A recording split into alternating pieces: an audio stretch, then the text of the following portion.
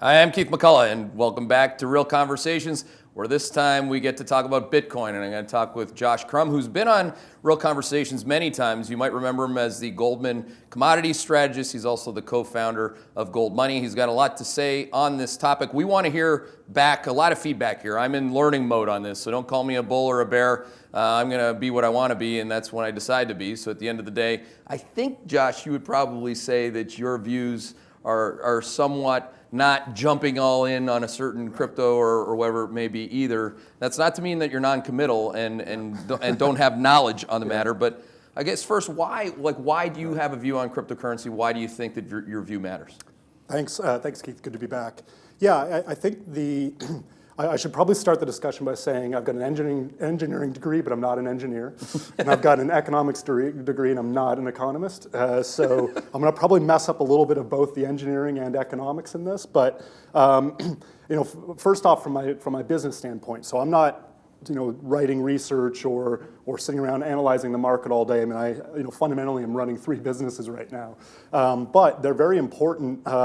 Because I think this is such an important macro topic. Mm-hmm. And if you look at the market cap, maybe 5 months ago, 6 months ago, it was an interesting conversation at dinner tables.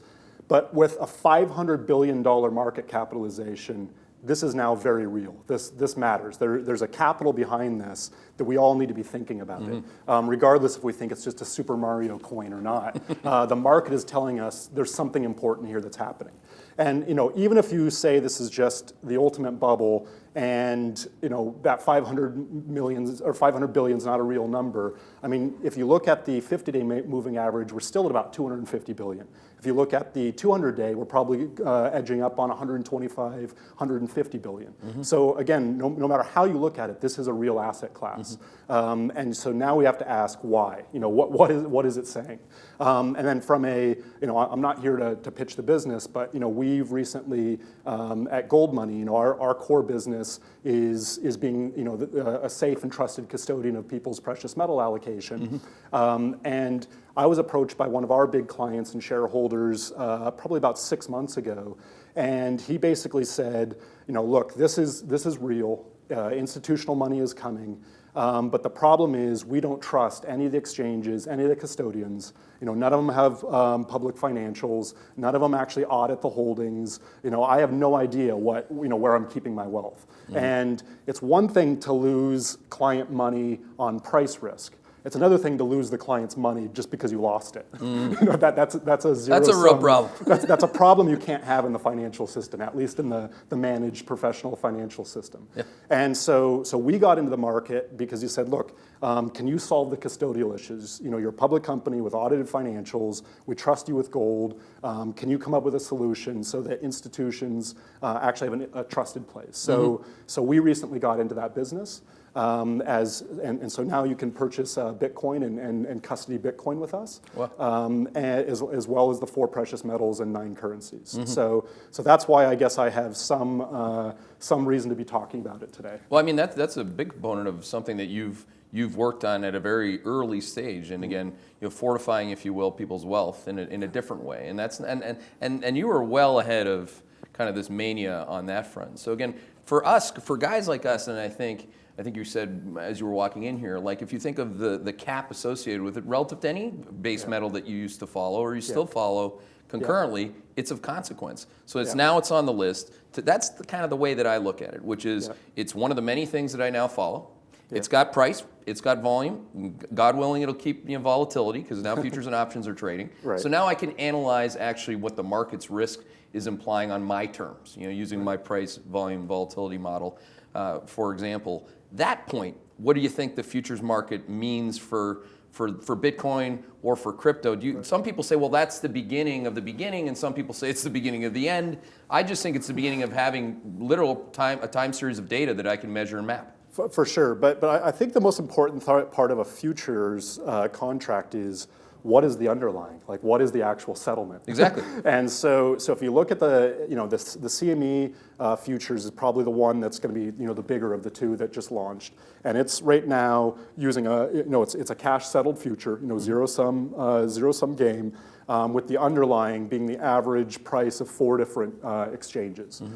But these 4 exchanges, and one of them we use, actually 2 of them we use ourselves. So, I think they are progressing and doing things right. But still, remember, these 4 exchanges, for the most part, a lot of them still have banking problems. It's still hard to get money in and out of them, and so this is very different than trading futures on a currency or an equity or even a commodity that cash settles with a very anchored industrial cash price and use like the oil contract or natural gas. So this is still a very interesting market because the cash settlement market is still so volatile and unprofessional in many ways. How quickly do you think that just having futures trade will help that evolve and the next steps and the next? Yeah. I mean, some of this is a bit reflexive. A bit. You're right. Money. To your point, exactly. Money drives drives the expedition of this story. Yeah. I mean, going back to the point that I think you led with on asking this question. So at Goldman. We didn't, for instance, we didn't really trade the silver market or the lead market. As an analyst, I didn't even really cover them. I mean, we wrote reports, and we do obviously, service clients on various things, but the markets just simply weren't big enough to be a part of. We really started with, zinc, aluminum, copper, and then obviously gold, platinum, palladium, and on that point. The annual production of Bitcoin now at 12 and a half blocks, 12 and a half coins produced every 10 minutes. When a new block is solved, the annual production is now larger than the silver market. It's larger than the lead market, and we're approaching zinc. And then if the price doubled from there, we'd had aluminum, we'd had copper. It's still probably only 10% of the gold market, but again, this is now getting into those levels of value. It's real money. People are going to be forced to trade this asset class. In that regard, it's absolutely not like tulips. I mean, tulips certainly weren't part, at least for guys like us. We never analyzed tulips, but we did analyze many subcomponents of the base metals. And to your point, there's a cap to this. There's a bid, there's an ask, there are futures contracts. We know what to do with those, or at least we try to, which is the other point. But it's interesting that you compared it to a bunch of base metal commodities. Right. A lot of people call it a currency. Some people are like, no, it's not a currency, it's a technology. So what is it? This is the biggest question. And by the way, we haven't solved this question since Marx and Ricardo were fighting about this. About money versus currency. And I don't think we have to actually solve that here. Or the money veil issue. I mean, all of these things. But it's actually quite important because. Well, I think it's important for the sales pitch. Like if you're big time long Bitcoin, you want to prove that it's all 3. Yeah. I mean, it's everything. Yeah, I mean, in my mind, it's a commodity for a couple reasons. One is it has scarcity and it has a marginal cost of production, and that production is bound and sort of limited, at least within Bitcoin, its own realm. Not crypto, completely, because that's somewhat unbound. But it is bound, and so on top of that. It's a bearer asset. It's not a liability. It doesn't need multi-party governance. I mean, its protocol is its governance. That's a great point. So when you own it, it's like owning precious metals. I mean, precious metals protocol is physics, so it's very different. We have some things that are immutable, like time and energy and various things that are in the atoms realm that aren't in the digital bits realm. But it is a commodity that you can own, which is very different than a currency, which is a system of liability, or a security, which also is double entry, right? You've got an asset and a liability on those other financial assets. So from that perspective, it is a commodity. Whether it's money yet is another bigger discussion, because money is a special form of commodity. But it is, in my mind, completely a commodity.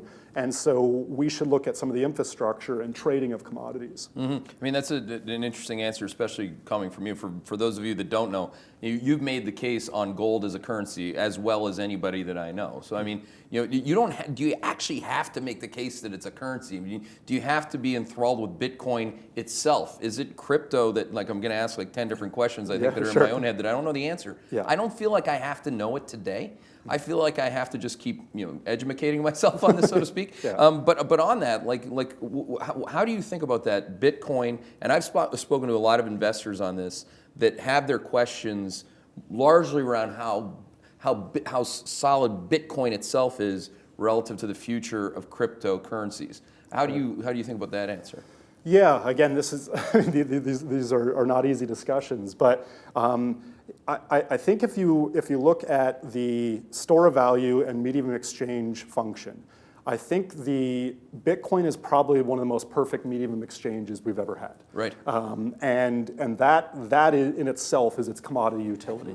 Whether it's money and whether it's an asset to hoard or be a store of value, which is a very important part of money, is yet to be seen. And I would say, by the way, the market does not think it's money right now. And the reason that if I'm going to take, I'd probably take, again, all of these we need to dive into much more. But if I was going to take, I actually think Marx has the best view of defining the difference between currency and money.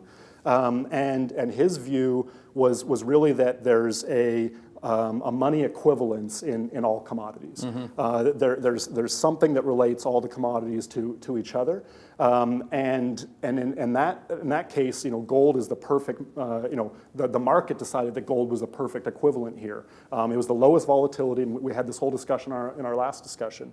It's got the lowest volatility versus all else. So I actually focus on that store of value and volatility because it's predictable. So that is the best part of money. Now, medium exchange is more important for currency, just the velocity and the way we can actually transact in the economy. So these are, I think, very different things. And Bitcoin and all of these cryptocurrencies are probably the best medium exchange because of this one-way cryptography and the way you can actually transact without a trusted third party. That itself is revolutionary, and I think that's what this wave of capital is coming behind. Just like we had no idea what the internet was really going to do, but we knew it was important, right? So this wave of capital was pushing, whatever Vans.com to, all of these things to crazy multiples, and I would call that sort of capital in motion. That's the market's reflexive telling you what it wants. It doesn't know yet if it's going to get it, but it's telling you we want this in some way, shape, or form. And that's what's capitalizing these things. It's very different than money at rest or capital at rest, which is bricks and mortars, things that are tangible, things that will always have value. These are very different things, but we have to sort of look at both of them. Yeah, and I think that, the way that you're talking about it makes a lot more sense than everybody and their brother has a metaphor. I mean, you made this comment earlier, which is a lot of people don't know what they're talking about when it comes to the totality of this discussion. I mean, what is money? You've thought a lot about that. Yeah. What is a currency? What differentiates gold versus a commodity? I mean, these are actually quite important discussions, I think, if you wanted to not be clueless on the entire matter. To bring it back to Karl Marx, I don't think I see a lot of guys on Twitter doing that, and I don't know if you're 100% right. John Locke's definition of a currency as part of a barter system, or Neil Howe, our guy. A lot of people are not happy with what Neil Howe said because look, it's got to be a currency. It has to be created by or through sovereign decree, and or part of a barter system. Actually, on that, Neil, I'm sure you don't agree with everything Neil said. I don't, and he doesn't agree with everything that I say. I mean, hopefully, as human beings, we can do that without calling each other names. Yeah. But what was it? Because I think some people would say that what Neil said, has some of the establishment views about Bitcoin. Do you think that that's a fair? For sure, it's the establishment view. But the question is, can establishment control a market? And I think it absolutely can't. So Joseph Stiglitz was saying that has no socially useful function. It should be outlawed and banned. Well, is he talking about gold or Bitcoin? Yeah, I mean, probably both. Probably both, but on Bitcoin. But if you ask him the same thing about Donald Trump, and I don't know his politics, but he'd probably say he has no socially valuable function. He should be banned. But at the end of the day, there's a democracy, and he doesn't get his way. Yeah. At the end of the day, there's a market. He's not going to get his way. And so I think that's the difference. I mean, sure, there's some people that this is going to take market share or political capital or capital from that don't like it. But then there's going to be other people that are on the other other side of that. And I was with the C-suite of a fairly prominent investment bank. They want to go into this purely because Jamie Dimon doesn't want to. Oh, nice. It's just pure game theory here. Well, and they can earn a trading commission on it. I think that might matter. I mean, at the end of the day, why are most people? I'll admit it. I mean, why would I not engage in the debate if I could make money on the debate? I mean, this is what happens when there's money in the debate.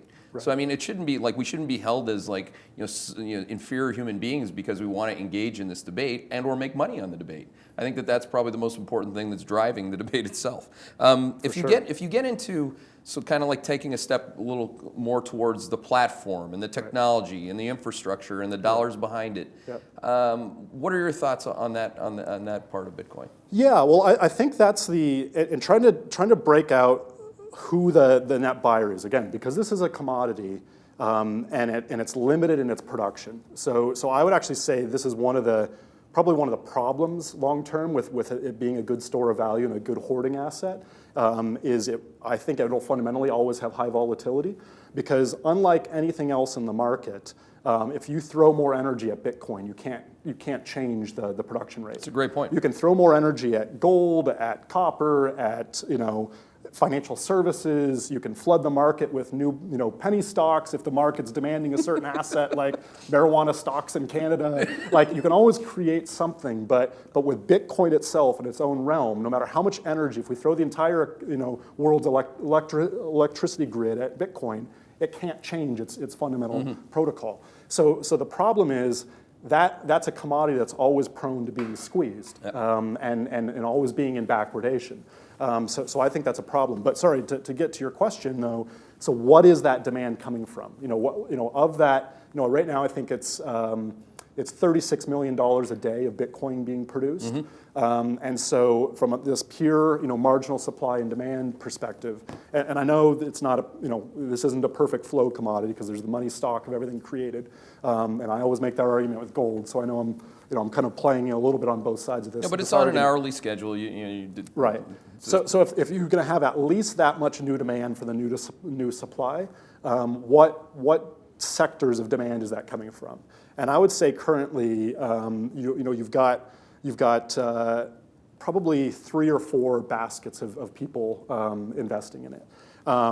One would be just the momentum traders. This is people that really I didn't think that anybody with any of these opinions were trading the momentum. Yeah, I thought they were just purely technologists. Yeah, technologists. Yeah, that's right. Okay. Yeah, so there's those guys. Yeah, well, and I would look at this like some of the debates we had when the tin market was being squeezed. Right, there's like 4 or 5 guys, sitting around, the W Hotel at in Santiago at the CESCO conference, and 4 or 5 traders are just playing a poker table of how high we can squeeze this thing before someone's going to fold, right? Like the market does that. That's what the market does. It's part of the whole price discovery. And there's some people that are actually reflexively trying to manipulate it higher too. Of course.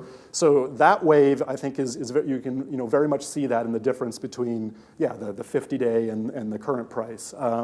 And so that's a big pool of capital coming in there. On my methodology, by the way, like when I talk about the intermediate term trend support for any commodity, you know what Bitcoin would have to break for it to breek its trend? It'd have to break down through 10,000. Yeah, 10,000. That's like 50-day right now. It's like it's. I can't give up the keys to what my trend level is, but the point is that that's a significant drop, and I don't think that bulls would want that if they're just trading the chart. Right. But anyway, so you said there's that community of people, and then there's... Yeah, but behind that is still the fundamental, there's probably the technologists, and then there's the original sort of cypherpunk, just we need a new currency crowd too, right? So libertarians, there's a lot of them. Yeah. So this is the other wave that they're buying it no matter what the price is, just like they're voting for Donald Trump no matter what his politics is, because they're really voting against the system. And that cannot be discounted on how important that is. So now on the infrastructure, on the technologists, I guess, infrastructure development, I've been in a few conversations. I think the good thing that you and I have is that a lot of people want to give us their educated opinion on this, and they have a vested interest, and in some cases, as you and I both know, a very large hugely vested interest in this, Right. but they're making the hardcore infrastructure development case. Yep. This is a technology. We're going to move to hash graphing next. Yep. It's going to be this proof of market versus or proof of work versus proof of stake. Yep. That Ethereum's working on, like all these Yep. different things. I'm hearing a lot. That stuff's pretty exciting. Absolutely. And it'll end with something like, well, if you thought that Google was big, it's going to it's going to displace Google. I'm actually, I mean, yes. In That's where the many super ways, bullish yes. end of the discussion kind of comes. But it's also the exact opposite. It's going to actually break Google, is what it's actually that's fighting that's for, actually right? the point. It's not necessarily going to create the next one. It may actually create 1,000 different distributed protocols that disintermediates them. That's right. And I think that's the technology part that's actually so fascinating. And that's the blockchain. And what this is all about is, right up front, I probably should have, disclosed a few reading materials and things that I like that help my mental model. I think probably if you really want the bullish, how this is going to change everything, I think people have to get familiar with the writing of Nick Szabo. And many people, he's one of the original cypherpunks, and probably, a lot of people think he's probably a part of a group that was Satoshi Nakamoto. But he's got two papers that I really, really like, which is The Dawn of Trustworthy Computing and Social Scalability. I think those are two pieces. I mean, his writing on law and money is all actually very good as well. But those are the two pieces, very specifically to this that are very good. And then the other thing that I should say is, from a blockchain perspective, Union Square Ventures wrote a piece called the Fad Protocol, and it's really talking about essentially creating scarcity on the internet and creating more value in the protocol layer than the application layer. And this is where the disrupt Google kind of wave of capital is coming behind this, behind Bitcoin and all of these cryptocurrencies as well, because again, it's capital in motion that's telling us where, the market telling us things we need to build. That discussion alone we could have a show on, and I think maybe that might be next steps as we start to get some of the harder core investors in that infrastructure development community. It's happening at such a fast pace. Right. You almost have to. There are big power user forums. They're highly, like I said, highly biased investors that want to see it work, and you can make things work with money. What I want to do next is get it. We try to do the fact of the matter is we tried in 20 minutes and we didn't cover. We know we're not as smart as everybody else out there. We got it. Thanks. Send us another tweet. But the reality is we're trying. Okay. We said 20 minutes we'll talk, and then 20 minutes I'll take your questions, because I think I'll learn a lot more from other people's questions, obviously, versus my own. But just here's actually the first one was, what should I be reading? That, of course, you've just answered. And it's blogs. Oh, sorry, one other that I think is very important on the money side of things and the gold. My co-founder and CEO Roy Sabag wrote. I forget that it's on Medium and it's on his Twitter. I forget the exact title, but essentially why abstract currencies fail. The natural order of money and why abstract currencies fail. I would say that's very good for the sort of anti-Bitcoin as money, not necessarily as technology, but as money. And that would probably be another one to throw in there. Cool. All right, ICOs. Now, a lot of people have opinions on this, but cumulative proceeds from ICOs, or initial coin offerings, have reached about $4 billion. Are investors getting ahead of themselves, getting involved in all these new things? Yeah, probably, but probably just like the early .com bubble, most of them will turn to their intrinsic value of zero. But it didn't mean that the .com didn't exactly. exist. In many ways, that's the point. That's kind of what this is supposed to be doing. Oh my God! Like today, I was showing our compliance department today, because literally every day there's a ticker off the pink sheets that proclaims their mystery of faith that they've always been a Bitcoin company, and the stocks are up 90, 100. One's up 140% today. But it's happening. It's not just ICOs. It's through translation to equities. It's all. But that part is that doesn't happen unless there's some bubbliness to it. For sure. But this is the important thing, because I've been through this cycle in a lot of industries and a lot of because I came from the Vancouver sort of penny stock community, the epicenter. Right? Like, I mean, I didn't work for a penny stock company, but you see that whole ecosystem, and I actually think although a very good amount of that capital is wasted, some of it actually ends up finding real deposits, Yep. right? And the whole thing is a lot of this. So you have that first wave of wealth created by it could be a mining industry. The Voisey's Bay discovery by Diamond Fields and the whole bidding war with Inco essentially capitalized Vancouver. And that house money that they're now up, billions of dollars, has trickled through that economy for the next 20 years. Oh, yeah. And again, 80% of that money is probably wasted, but 20% find deposits that actually lower our cost of everything, right? Mm-hmm. So that's just how the market works. And to say that we need to centrally plan, everything's got to be efficient, everything's got to be like that. That's just not how markets work. Yeah. So what's happened with these ICOs, in my view, is that first wave of Bitcoin wealth and just the bidding up the price of what someone bought before. They now have house money and they want to go change the world. They want to invest in these new protocols. And they're not naive either. And some of them know that, very much like some of the Vancouver crowd, they know that they're going to get in at half the cost of the next person, so it's no risk. But that also gets money into that ecosystem. So that's part of it. The other part of the ICO that's a problem though is there's no transparency. I think those numbers are totally fraudulent. There's so many wash trades of financing these things. Oh, geez. So we see this big number, but it may just be just shifting back and forth between each other's ICO because there's no transparency. You don't know insider ownership. You don't know anything really.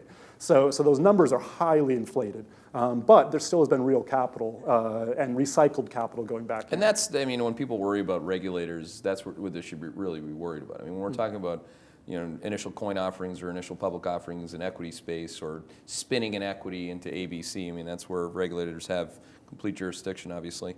Sure. Actually, the one question I didn't ask you, which I'm getting multiple times here, is how you think about Bitcoin relative to gold. A different question saying, will it impact the price of gold longer term? No, absolutely not, because it will never change that energy equivalence.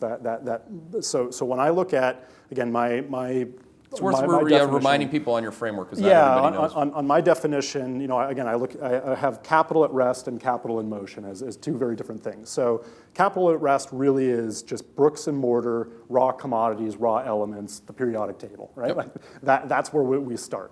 And that's why we get along. Yeah, and so if you look at, now let's translate this capital into an asset. Let's say housing, right?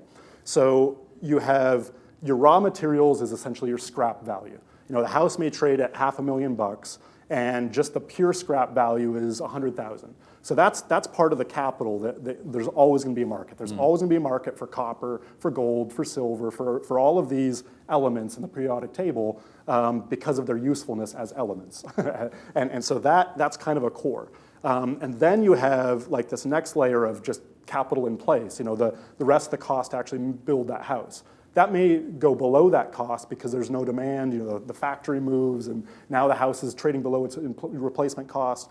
Or it could be part of a booming economy and it's trading 10 times its replacement cost. Mm-hmm. So these are different forms of capital in motion, but that base capital at rest is always going to be valuable in physics. And if you look at gold, it is duration risk-free in physics. Mm-hmm. Forget about markets. It has no duration risk because it doesn't decay, it doesn't go anywhere. So that shows why it has low volatility. But then you have something like electricity, it has huge volatility because you can't store it. And then going through the table, you have the things you can't store versus the things you can. Pure energy versus pure sort of energy at rest. Mm-hmm. And that's kind of my framework for looking at all of these things. And it's very Bitcoin, much. And your view on that in gold is absolutely validated by the market.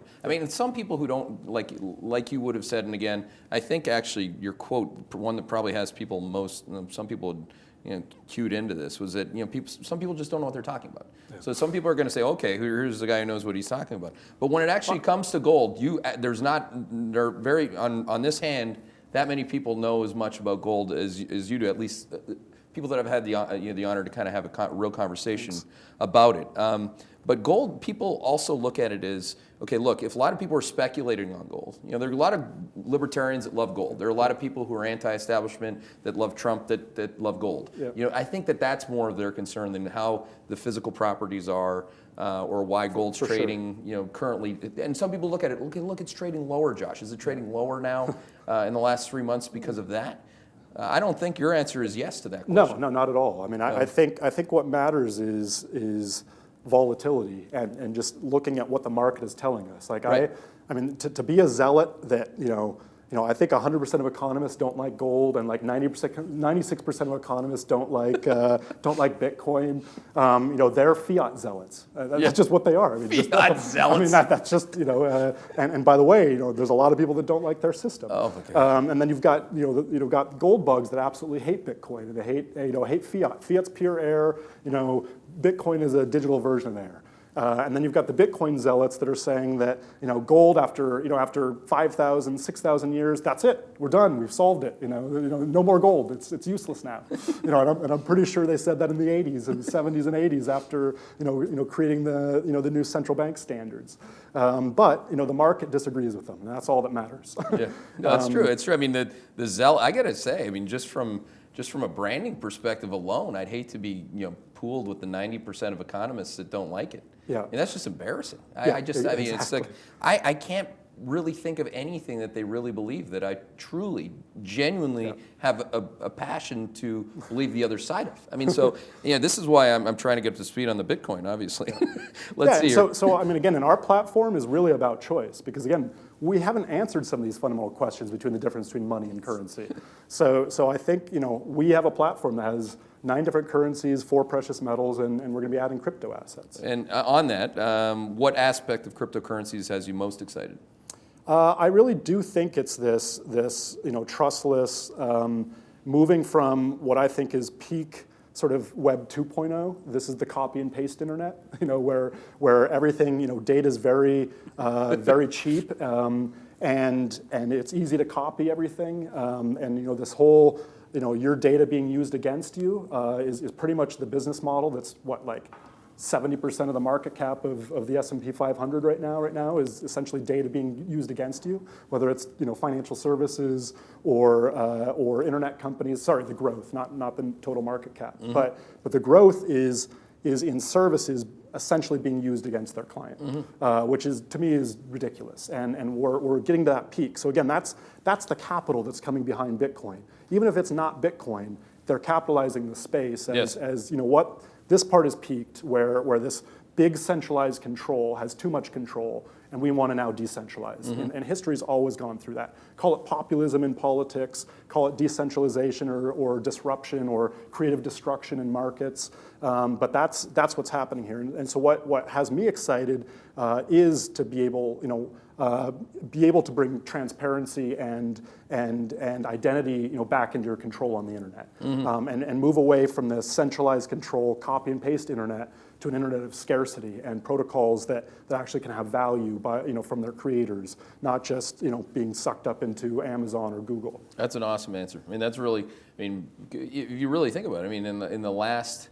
It has to be in the last half decade. 90% of the data in the world today has been created in the last half decade. That means the whole world as they knew it has changed. Yeah. So if you're trying to get ahead of the next big market cap that's capitalizing on the data, I mean, blockchain as a technology certainly seems like a reasonable thing. Here's another question. BTC futures are cash settled. He's writing in block letters. Yep. He's not mad. You cannot borrow actual Bitcoin to go short. Thus, the value of arbitrage of spot Bitcoin versus future deliverable Bitcoin does not exist on futures. What else do I got here? Totally agree. You agree with that, obviously. Yeah. Could it not just get run over by launderers that will buy it regardless? Yeah, I mean that debate is that's a tough one. I don't want to necessarily get into right now, but the first part on the question on the futures, that's absolutely right. That it's still hard to short that because you can't hedge your delta and you can't actually, it's very hard to borrow the underlying. And so I think, and even for those reasons too, and even the nature of the settlement price that comes to these futures is keeping a lot of professionals out of these. So this is very much trader driven. I don't know. I think I heard TD Ameritrade was trader one-way market driven. I mean, you could just lift offers. You could just keep going.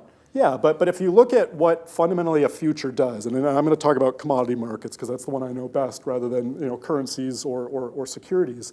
But in commodities markets, a future is a reflexive risk transfer, from one to another. So what I mean by that is I'm a farmer, and I'm producing corn. My exposure to the top line volatility of my revenue is massive, right? Like that corn. It's the number one thing that matters to you. That corn price matters to me. Yeah. Downstream, that corn price doesn't really matter to Coca-Cola, right? Or somebody else using some derivative of corn. And so they are less exposed to that price risk. Mm-hmm. And so there's a natural seller of that volatility. There's not really a natural buyer. So a speculator has to play that role. So they have to take their balance sheet and do all of their work to try to figure out how to buy these futures. And by the way, when they're buying those futures, they take risk off the balance sheet of the farmer, which allows them to produce more. Exactly. So it's a reflexive market. So people ask, are futures tail wagging the dog? Absolutely. In fact, I would say futures are the fundamental price discovery for the market at the marginal cost level, and the spot price is much more the volatility of current demand and inventories. And so futures are very important. So you look at Bitcoin though, the problem is it can't be reflexive, because even if you put more capital into this market, you're not going to get more Bitcoin.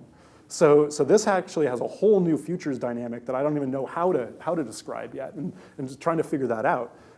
Because I would never want to be short. Well, there's Bitcoin so many futures. people. There's so many people in our business now. What's most actually, I got to say this before I say what I was going to say. So many people in our business now are the certified and want to be known as experts in all of crypto and Bitcoin, and they had a very tough time doing their day job, calling the rest of macro. Right. Okay, and now they're over there. They couldn't do that. Now they're surely the experts on this. But how many people are actually looking at this the way that you just look at any other commodity, but because you called it a commodity, but then running into the very obvious roadblock that you get into, which is most commodity bubbles perpetuate supply. Yeah. And a lot of people have a framework out there that bubbles end in oversupply. Okay, I agree with that actually. Yeah. Yep. People chase price. That's the sure. characteristic of a commodity is that in many cases a commodity is a giffen good. As the price goes higher, I like it more. When it goes down, I don't like it. So that's just like housing's that way. Yep. Cocoa Puffs are that way. Whatever it is. So what is it? How do I actually say to one of my analysts, well, how's it a commodity if it can't? We can't see people chase it with supply. Yeah. I agree. That's the problem I'm still having with it, by the way. That's why I think it's always going to be volatile. You're saying that because that can't happen, you're going to get bigger price gaps? I think so. But again, I mean, but this is also, unlike all these other commodities, other than gold, it's very hard to store most commodities. So it's still more flow, and that supply is much shorter horizon. Whereas Bitcoin, you still have the rest of that stock to be lent into the market, to be sold into the market.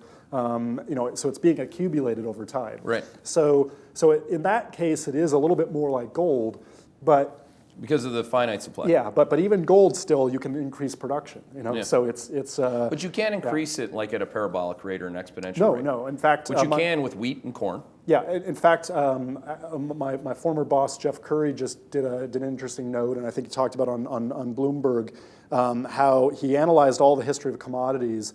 And other than natural gas, I think in the 30s or something, we've never been able to sustain growth in any commodity more than 10% year over year for more than a couple years. Mm-hmm. That's a critical point. It's a self-governing component to exactly. the price. And so in some of that way, Bitcoin does have that. But it just has zero elasticity, whereas these have limited elasticity. Mm-hmm. Now on that, so people will say, so what ends it then? If you can't create a supply bubble, does the government end it?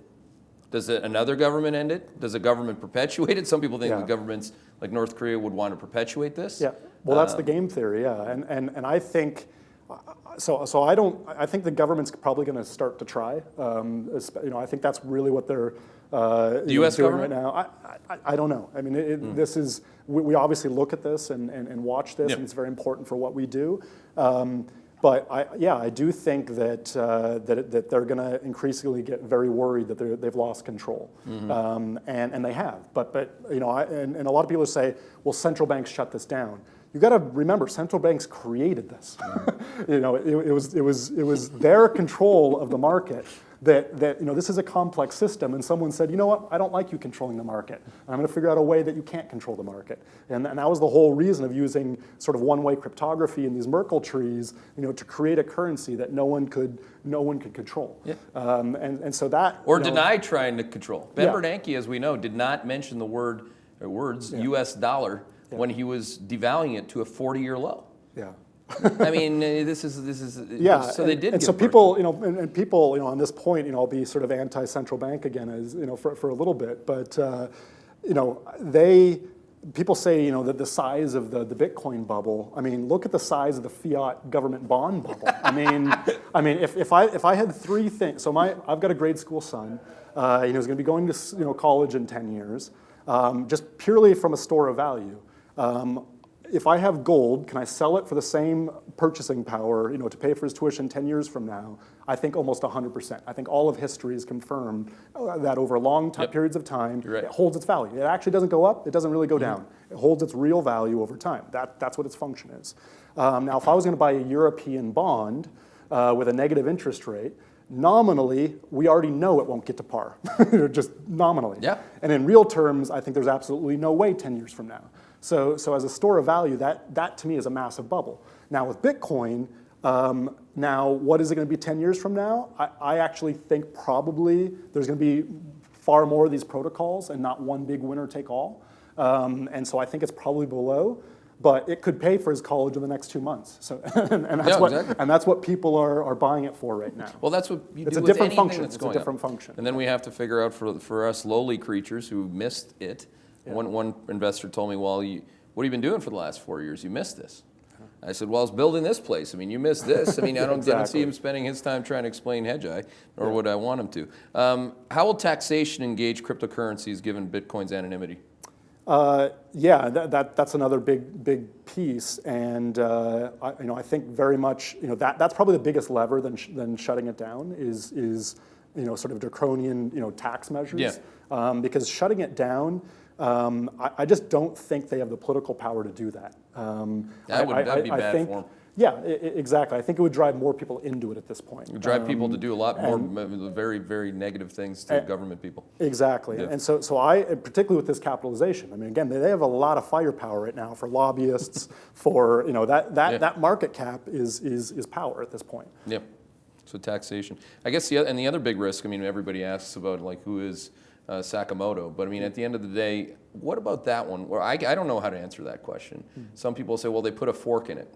As soon as there's some fraud, then you put a fork in the chain, and that explanation I can follow to a degree. But should I just blindly believe that there's not some dude who's going to just walk away with a lot of dough here?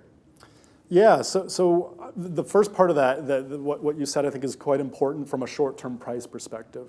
I think that we have another period of rounding up and taking people to jail period. That's probably coming sooner rather than later. And a lot of the big bulls agree with that. Yeah, so if you're talking about Bitcoin 3 years from now, I actually think it may be higher. If you're talking about 3 months from now, I still have no idea, just like the market has no idea. That's what the volatility is telling us. But I think I would actually think it's probably at a higher plateau right now, just because we're going to have a period of fighting back that's going to probably send a lot of these ICO people to jail. But is that going to end? And by the way, and a lot of the sort of late people that have come in to buy this, all of the 500,000 accounts that were opened on Coinbase recently or whatever, maybe that pulls out a third of them back out of the market. Oh no, someone's going to jail. I don't want to touch this. I'm going to come back. Yep.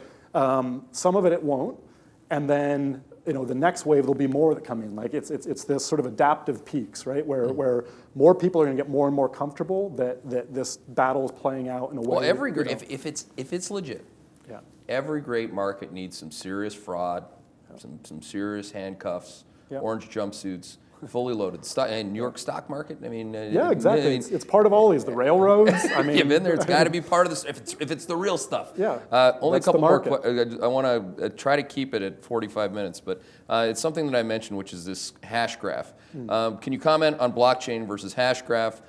Blockchain slow, hash graph fast? I mean, again, that back to Nick Szabo's point of about one of the reading that I said. I really like his framework for saying that this is purposely incredibly slow to make it incredibly secure. And so I mean, it's not hard to make a fast computer. It's actually harder to make a slow computer. Because that slow computer you can actually trust. Yeah. The faster it goes, the less trust. And this actually again gets back to this perpetual problem in money is a perfect medium of exchange is probably not a good perfect store of value, right? Like it's one that's super fast versus one that's super safe. And so money's supposed to be both, but they're kind of contradictory. So I actually think the keeping it slow and keeping it expensive allows it to be used for larger use cases. So right now the transaction cost for sending a Bitcoin over the blockchain is about $25. So it's now actually like the same as basically a wire fee, right? So it's actually now back to those bad banks. It's costing the same thing. But the difference is you can send $20 million from Zimbabwe to Albania without any intermediary for $25. You can't do that in the banking system. So the price is now on par, but the value for certain users is massive. And so I think, and the fact that we're now capitalizing all of these miners is making the network more secure and slower and more expensive. But those all kind of go hand in hand. So I think there's going to be faster, lighter versions that are less secure. But Bitcoin is probably going to continue to be slow, expensive, but very valuable for its use cases. I like that. It's designed to be slow. Yeah. Gold has properties that are hard to break too. Yeah, I mean, one of my favorite back in the precious metal bubble, 5-6 years ago. There was a JP Morgan report that said, we like silver because it's just like gold, but we can produce more of it. Like, what does that mean? And that's probably, the guy you need to be listening to right now. By the way, we're getting a lot of pushback on this, well, you can't short it. We know that you can short a little bit of it, on wherever, Kraken, wherever you want to do it. Yeah. But what I'd be much more interested in seeing is institutional short selling of this sucker. Let's get this thing. If you do that, you're going to make the market a lot bigger. Right. And I think the fear could be that it busts faster, I guess, if you're on the bear side. Yeah. But for me, I want to see this game. I want to see it on for real with liquidity, transparency, two sides to the market. Why don't they want that? For sure. And by the way, that's something that we're working on. So good. So good. Thank you, because I don't have time. Yeah, and I'd screw it up. So our product called Block Vault is essentially the first audited, insured custodian of Bitcoin made for institutional investors. Oh, really? Is that live or is that? It'll be in Q1. Oh, cool. You can buy Bitcoin on our site now with the same sort of assurances of our company and public financials and all of that. But the actual Block Vault product will be in Q1. And what we're also going to allow is people to borrow against their Bitcoins. So they don't have to sell it. That's awesome. So that's like what we do in gold, right? Yeah. So we have a peer-to-peer lending site where if I've got $1 million worth of gold, I can borrow at a 75% LTV against that gold, so I don't have to sell it.